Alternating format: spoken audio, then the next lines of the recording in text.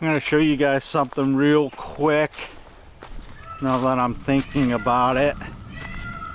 We're coming into the hot summer months, and yellow jackets can be an issue if you live in an area where yellow jackets can be an issue. So what I do is I get boric acid. That's not borax, it's boric acid, 100% pure boric acid. It's a white powder, and what I do is I take like a soda can, this is a root beer can, and then down over here underneath the solar panels I've got another one. See if I can get down here without sliding down the hill. Alright, I got one right here, right? And what I do is I poke a hole in both sides, and then I get a wire and I bend the ends. That's a piece of weld wire, but you can use any type of wire. This is a piece of baling wire, and I take the ends and I bend them over, and I stick them into the ends of the cans and I loop it over, right? And then I take that boric acid, and 100% pure boric acid, and I mix it. I fill the can up with apple juice, swirl it around a little bit, fill it up with apple juice, or you can take like a apple juice container, put some boric acid in there, put the cap on, shake the can up, and you pour it into the can, and then you just take a piece of a twig or a stick and you stick it in the can, and I take those and I scatter them around the property. And what that does is the yellow jackets smell the apple juice, and they go in there to get a nice refreshing drink of that apple sugar and apple juice, and they take it back to their homes and they feed it to all their friends, and they feed it to the young, and they feed it to the yellow jacket hive, and the hive dies. And yellow jackets, they'll travel for like 3 miles.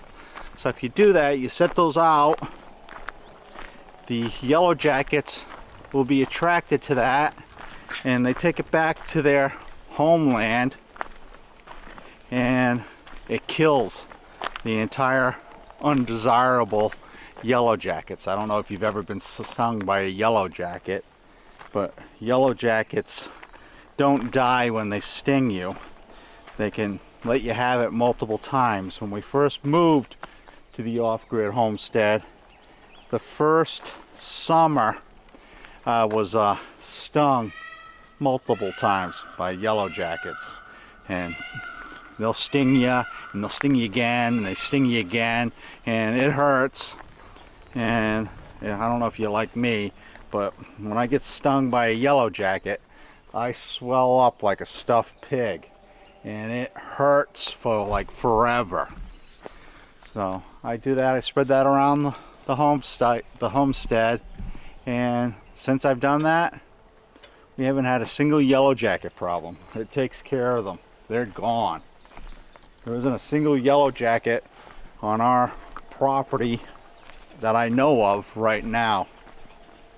But I just take and I spread them around. I got up here, I got this semi trailer,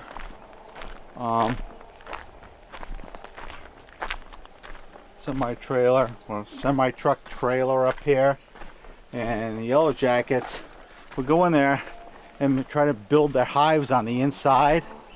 And what I did is I got a can. There's one in the tree over here. Show you.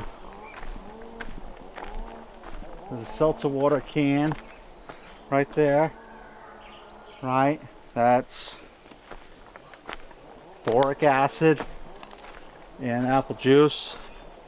I got one hanging underneath here. You can see the stick. Right? Underneath there. And I also put one down the end over here. And there's no yellow jackets trying to build nests anywhere over here. And if they did, they're dead. So that's a pointer I got for you.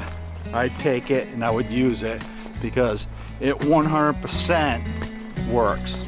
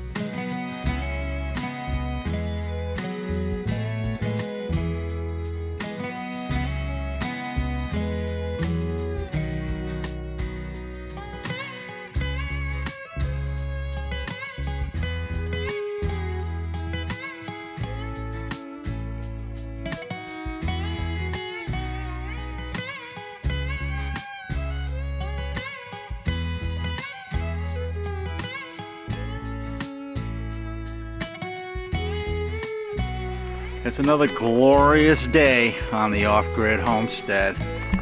You can see over here in the distance that you can't see any dying trees. We went into the forest there and cleaned up the dying trees, the ones that were either diseased, basically they got bugs. They were dying, so we cut those down, chopped them up. You see that in our last interview, the introduction. And over here by the sawmill, we got the same thing. You used to be able to see the couple of trees back here, and they're no longer standing. We took them down. Today we're going to continue on our timber frame, and in the last episode we have introduced a new very useful tool, and we completed cutting the uprights for the foundation crawl space using our solar, and then I continued that process. I cut some wood blocks. We had a subscriber supply us with a 1 gallon can of cuprinol. It's right here. It doesn't have a handle, but it's cuprinol wood preservative. So it's to be used with wood in contact with soil and water. It protects and preserves the wood Makes it so that rot and fungus and anything that would cause the wood to prematurely fail, it protects against that and protects against the bugs getting into the wood. So I cut a bunch of these blocks.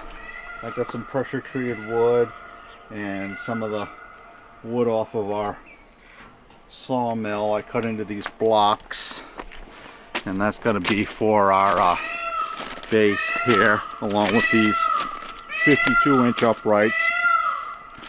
So today I'm going to go through and I'm going to verify our outside perimeter and make sure that we're in line and that we have a square foundation.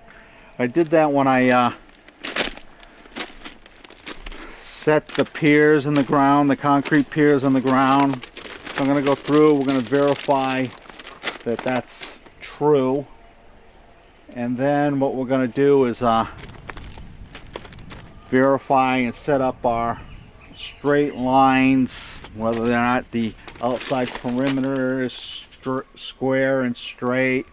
And then our piers, we want all our piers to be in line so that when we set our timbers, everything lines up nice, so that I can basically I'll set these uprights using the mortise and tenon method, and then we'll have our gussets so that when we stand everything up, everything lines up and we don't have an issue, because we have to fasten these to our brackets, and our brackets need to be fastened to our piers. That's gonna and everything's gonna get locked together.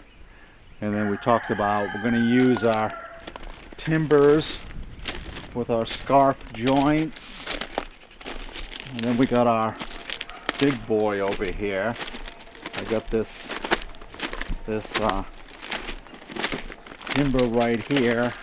This one here is actually 8 inches by 10 inches tall, and that's gonna go down the center of the house here, because in the middle, when I originally ran the utilities, all our electrical and power and everything, I dug trenches and I ran everything out, and we got our electrical, we got our Starlink, we got our water, and it all comes up right here.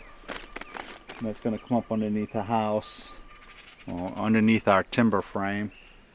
And now let's get this day started. Last night I went through and I squared up and I checked to ensure that our foundation was square, and I used our green laser level. This will check for plumb, and then it has the cross axis, so for like a right corner or a straight line. So we went through and I verified all these outer pads, and then you can see I pulled all these string lines,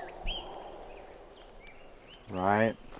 Also, to get ready for the standing of at least the crawl space for the timber frame, I took and cut a bunch of pressure treated wood, and then I cut a bunch of blocks that are about 4 inches tall. I got a tape measure on me, let's check that. Yeah, 4 inches tall, and they're 8 1/4 by 8 1/4. And then I went through and I treated all the wood that's going to be close to the ground with this product cuprinol. It's for posts that are close to the ground or in water, and that's supposed to prevent the bugs. It's a copper infused product, and I painted all these. I basically soaked all these pretty heavy with the cuprinol product. Then I took our pressure treated wood. You can see the marks on the wood. And I also treated that with the cuprinol. Right, and that's for any wood that I'm going to have in contact with anything close to the ground. I don't have anything that's going to have any contact with the ground, but with the concrete piers, all right, you can see the concrete piers here.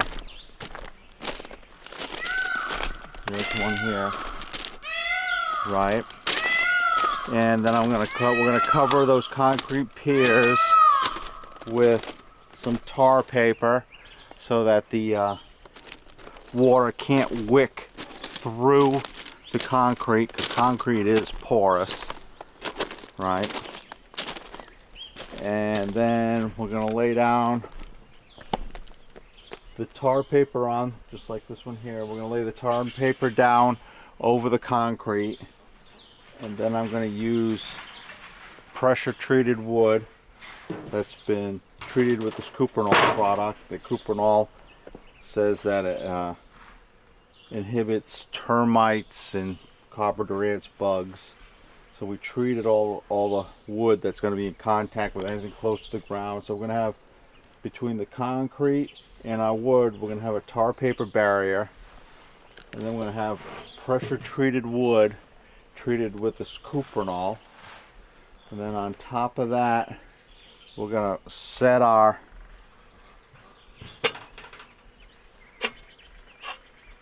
brackets, and the bracket will be attached to these anchor bolts that are in the concrete, embedded in the concrete. That's reinforced concrete. And then you bolt this down, and then you have this other piece that sits in here, so you don't have direct contact with the concrete, the bracket, and the wood. And there's a little bit of an airspace underneath this bracket, so you bolt this down, put this piece over it, then you set your post, and then secure it together. And once we get all that done, then we're going to take our laser level again, because our laser level has our crosshairs for you, so you can do a right corner. We checked all our corners to make sure that everything was square, and then I went through and I measured everything. I measured the cross diagonally to make sure that our diagonal measurements were the same. I also did, there's a formula 3, 4, 5. So if you take a corner, we'll use this one as an example, and if I take a multiple of 3, 4, 5, so if I go 3 by 4, my diagonal measurement will be 5. Or if I go 6, 8, 10, my diagonal measurement will be 10, or any multiple of 3, 4, 5. So you can break it down into whatever numbers you want to use, as long as they're a multiple of 3, 4, 5. So I went through, I measured up 4, I measured up 8, I measured up 3, I measured out 6, and then the diagonal measurement. So 3, 4, 5 are a multiple. So I verified that everything is square. I used my laser level with the crosshairs to make sure the corners were square, and we squared the whole thing up.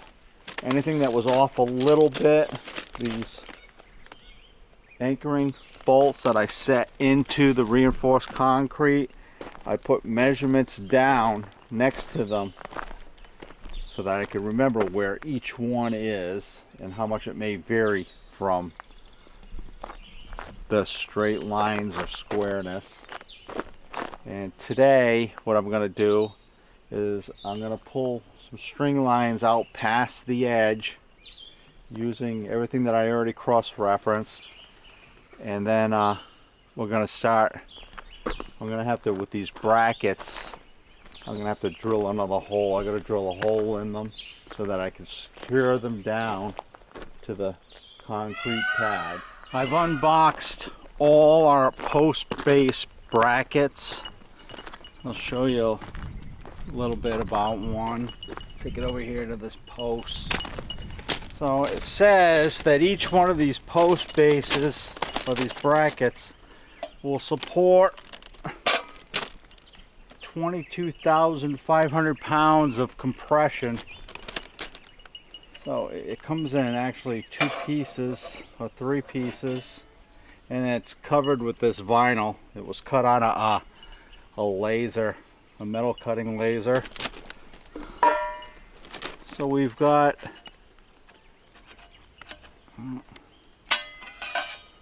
we have this part of our bracket, which goes over our post, up the sides, and then over the top, right? And then the bottom, it's got some slots with some adjustments, so you can place it, and then if you have to, you can turn it a little bit.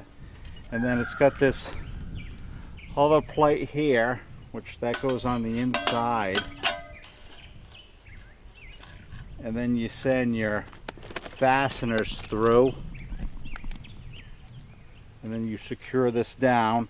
And then before you set your post in it, you have this plate here, which is like a pan, and that goes over the top of these lips on the edge, right? And what this does is it holds the post up about 7/8 to an inch, so the moisture can't wick straight out of the concrete footings and into the bottom of the post, even though we've sealed the bottom of our posts with anchor seal.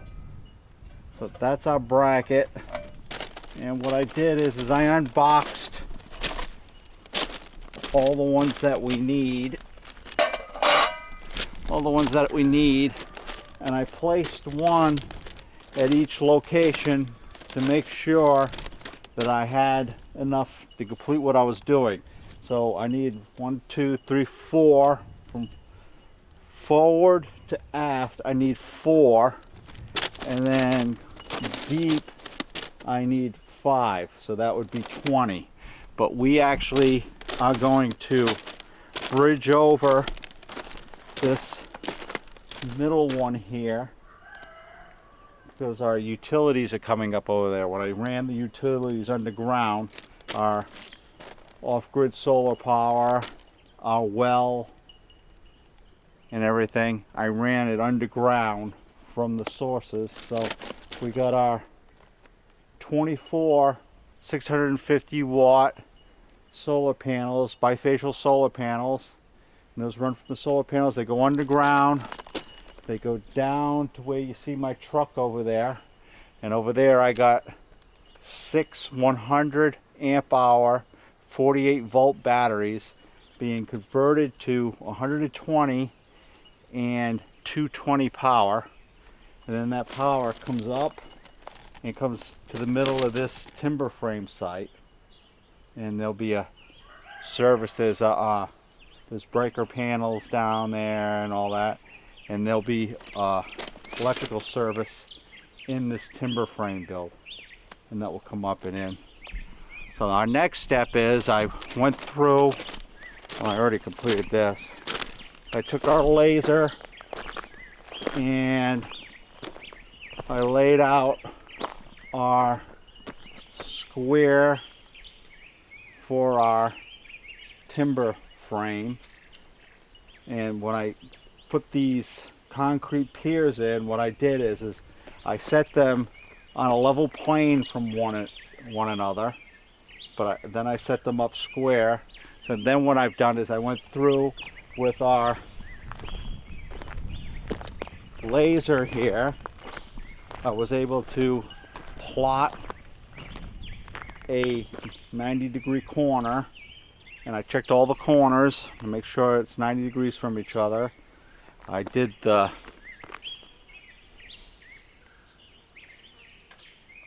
made sure the corners were square. What was it? 3, 4, 3, 4, 5. I did 3, 4, 5 on the corners or multiples of it to make sure everything's square. I do have to run lines, or maybe this evening what I'll do is I'll use the laser. I do need to make sure that each one of these anchoring bolts that's connecting down and tied into our reinforced concrete. And what reinforced concrete is you build basically a steel rebar cage, and that goes down into the concrete. Then the concrete gets poured in, and then these anchoring bolts are secured to that. These concrete piers go 3 feet under the ground on top of what's above the ground. So from the dirt surface, it goes 3 feet down. So some of them are almost 4 feet tall from the bottom of that hole that I put in the ground. And we put that hole in the ground with our Takeuchi TL12 skid steer, and I have a hole auger attachment for that. And I could put different size hole augers on that. So I dug all the holes, and I got rid of all the dirt. I mixed the concrete, I mixed the cement, aggregate, and sand together, and poured all these footings. Our next step is to make sure what I'm going to do with these plates, these anchors, is I'm going to lay out exactly where that bolt is coming up. I'm going to take a level and I'm going to make sure those bolts are all plumb. I did that with these corner anchors. I made sure they were all plumb. Even though you put them in plumb, as the concrete's curing, they can kind of cattywampus or tip to one side or the other. So I go through, I make sure they're plumb, and then I'm going to drill out these anchors to accept that anchoring bolt, and then I'm going to use some red heads for those swivel slotted holes, and we'll anchor all these down. And then once it gets a little darker, because it's easier to see, I'll shoot a plumb line and make sure that all these posts, I'll mark all the upright posts at the same level so I can cut my tenons, right? And then I can then go through and lay out my mortises on these great big timbers running the length, and then the floor joists are going to run fore and aft. It's day number 2 on our timber frame project. It's not actually day number 2, but it's day number 2 of setting the brackets for the vertical uprights of the crawl space under the timber frame.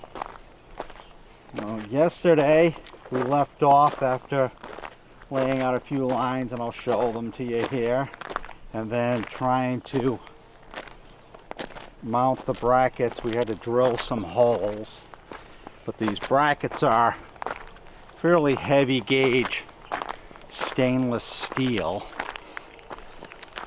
right? And then they stand off, they hold the timbers about 7/8 to an inch up, so that if any moisture comes in, the post can't wick it up. But after laying out from our initial lines from the laser level, we measured off of those and then ran these stakes out and past on all 4 corners, and then ran a reference line for us to work off of. And then you can see here I got one of the brackets through the anchoring bolts that I put in our reinforced concrete, but in order to use those bolts and then using the reference line I put down, I had to drill another hole. But stainless steel is a fairly hard metal, and I was able to drill one hole, and I was using older bolts. So today's day number 2. I did order some more drill bits, but I just went into town, which is about 10 miles. I'm going to travel down the unmaintained BLM road. So what I decided to do, I got a 3/4 inch drill bit, and I got a 3/8 drill bit, and I have a 3/16 drill bit, and I've got some 1/8 drill bits, and these are all cobalt. These are titanium, and this one here is cobalt. So with stainless steel, you have to drill slow, and generally use an oil. Drill slow with steady, consistent pressure to drill through. But if you try to drill it fast, the heat will destroy the drill bit and it won't drill through the stainless. So yesterday I was using older bits, and I was able to get through the first bracket, and then that was it. That was the end of the drill bits. And I'm not exactly sure how old those are. I brought those out here, and I was digging through our tools we brought with us, and I used what I could find. So today, at least yesterday, I can't say that it wasn't productive.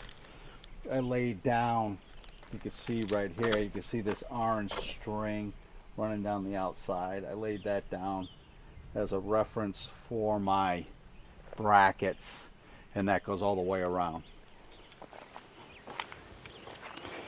Here I got all my drill bits I resharpened, which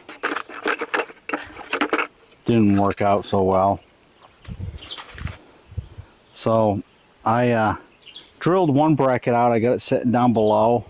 So in my drill, I got a brand new 1/8 inch drill bit, and I have a brand new 3/8 drill bit, and I have a brand new 5/8 drill bit.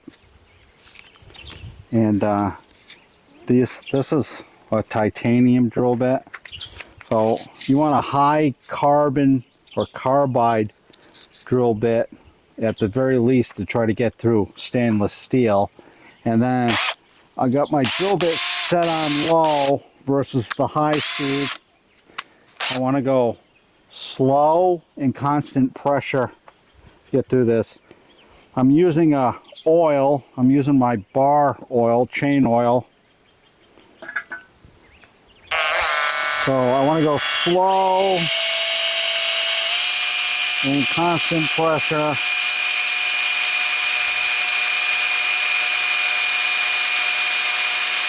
If I don't, what will happen is I'll build up too much heat.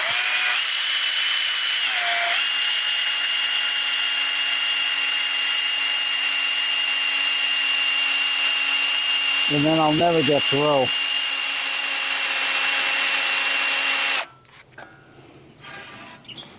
That's the new drill bit, right?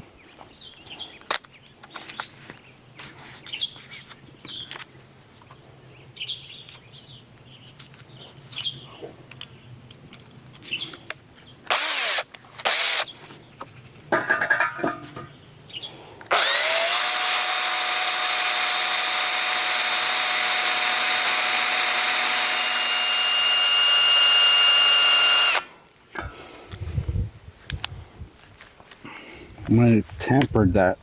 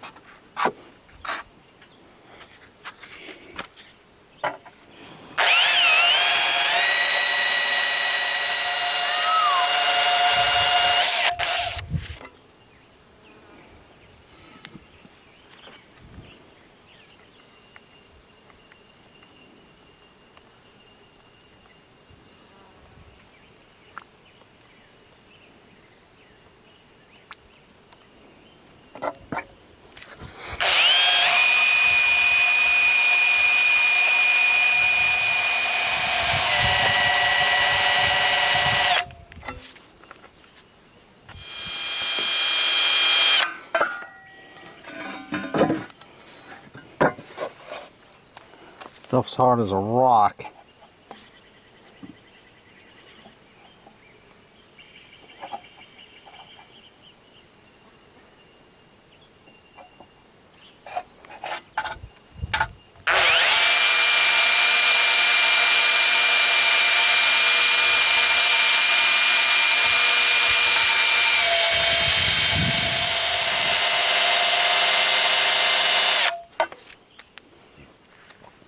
Jeez.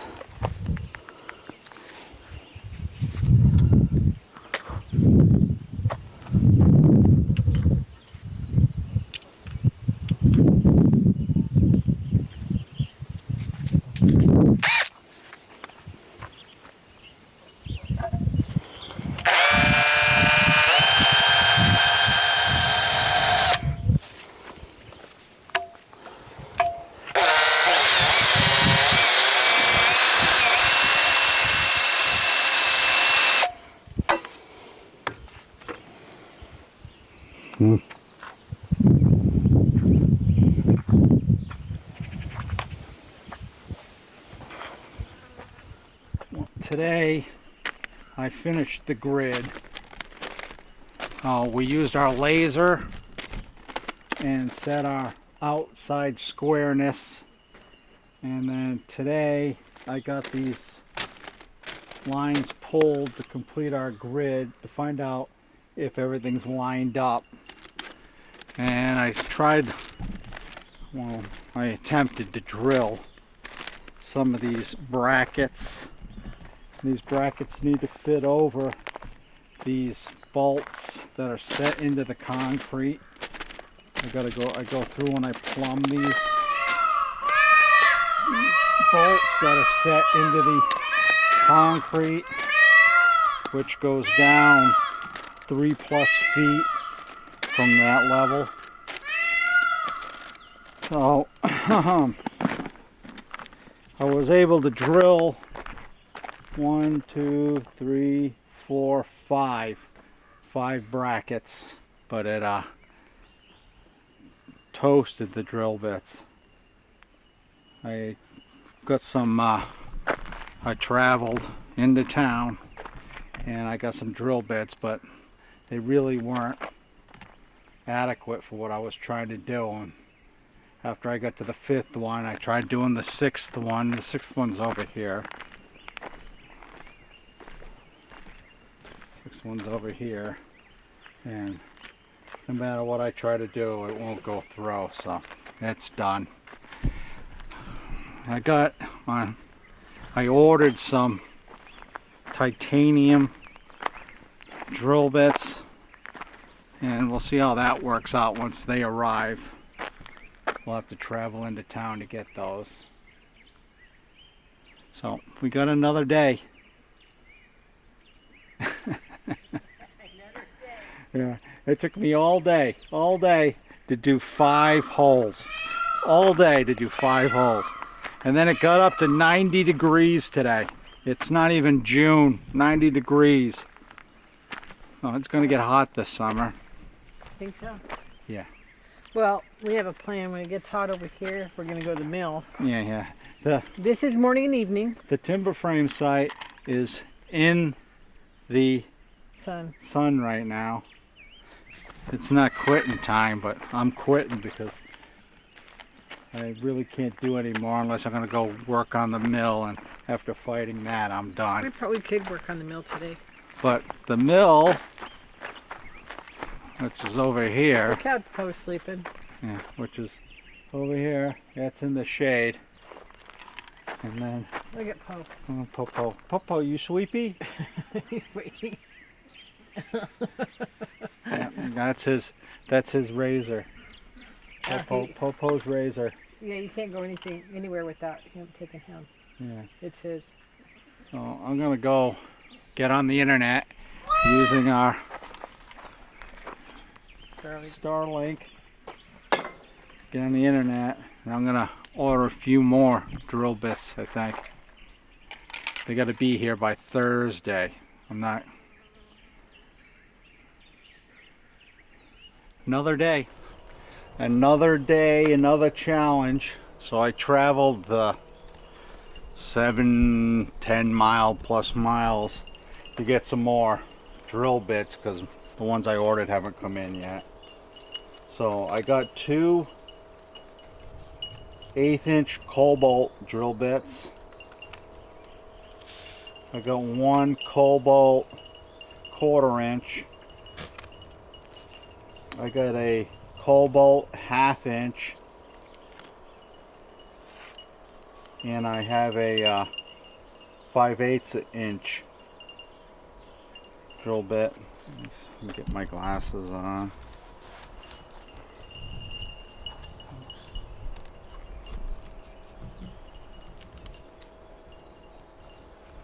So where I went to get these, they didn't have a cobalt drill bit. This is a titanium drill bit. It says it's for steel and such. Well, let's get this day started. I gotta try to get these brackets done so I can stand all these timbers up, and then I can shoot my level plane line so I can start cutting the tenons. Coming to the end of day number 2 on these brackets. These stainless steel brackets. I'll grab one here.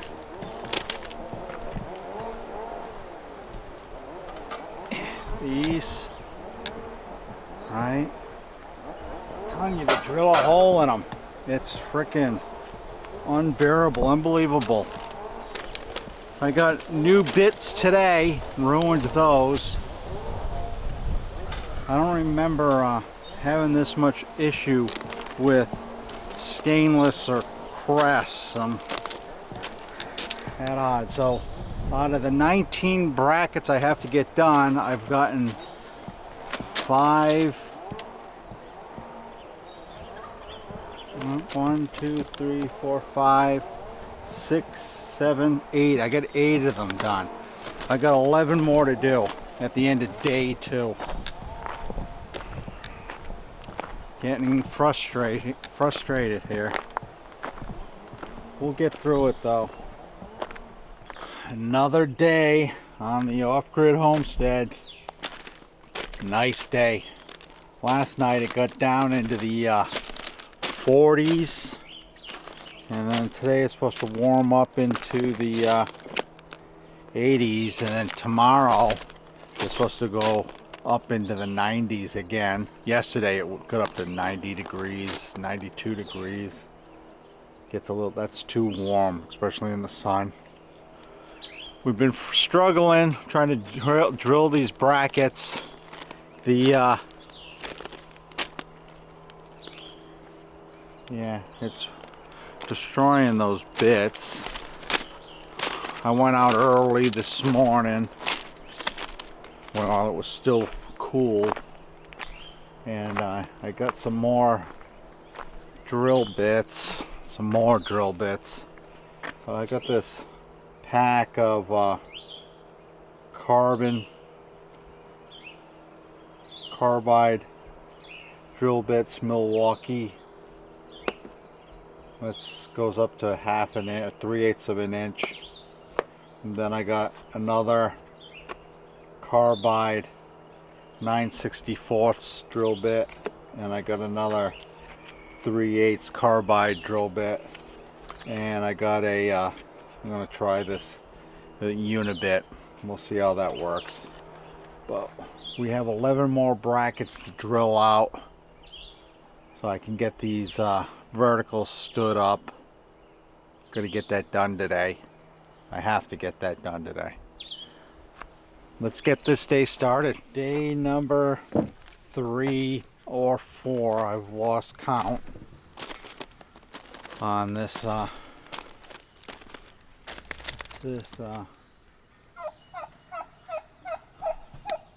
bracket shenanigans with this timber frame. I do have positive news though. I dug out our little mill press here, it wasn't disassembled like I thought it was. So I put it back together. It did expedite the drilling with the bits that I do have that are sharp. The problem was is when I got to the 1/2 inch and 5/8 inch size drill bits, I didn't have any drill bits that were worth anything. So I did, right now where we're at is I have that side over there, the 1, 2, 3, 4, all those brackets all done. I do have on this side 1, 2, 3, 4, all those brackets are done. Down the back wall, all the brackets are done. So I'm past the halfway point. So I have 11 brackets done, and I have 8 more brackets to complete. So I have all the ones in the middle and the front middle. So I have 1, 2, 3, 4, 5, 6, 7, 8 brackets still to do. Supposedly the Amazon order was coming in today. Of course I have to wait for it to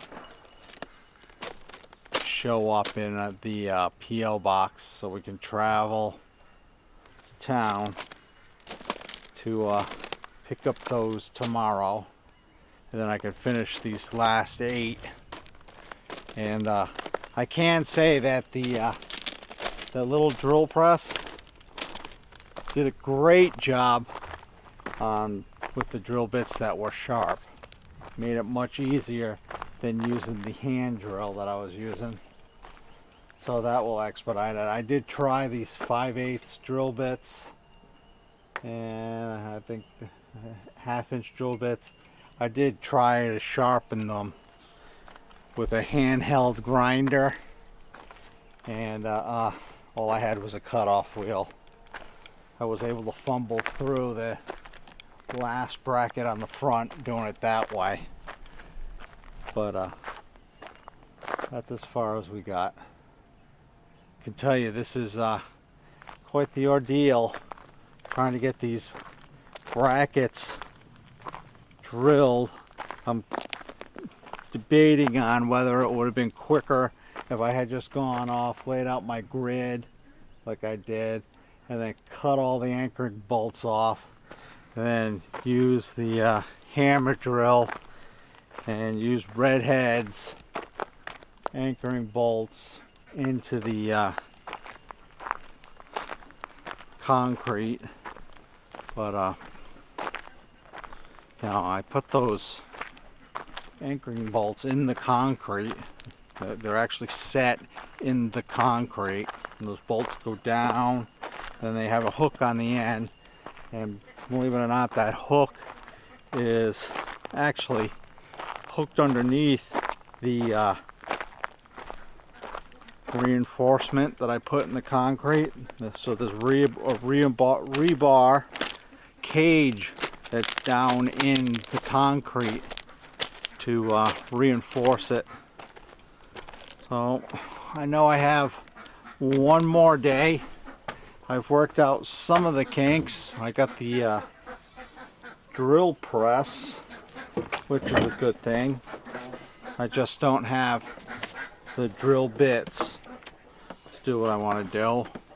And traveling to Home Depot, which is like 11-15 miles, is you know, that takes us, after traveling down the access road and getting all the way there, that's a half an hour, 45-minute drive one way, and then you gotta come back, so you're talking about 2 hours to go there and back. But make sure you have your best day. This is to be continued. make sure you have your best day, and it truly is about the attitude. Even when it's going wrong, there is always a bright side. God bless.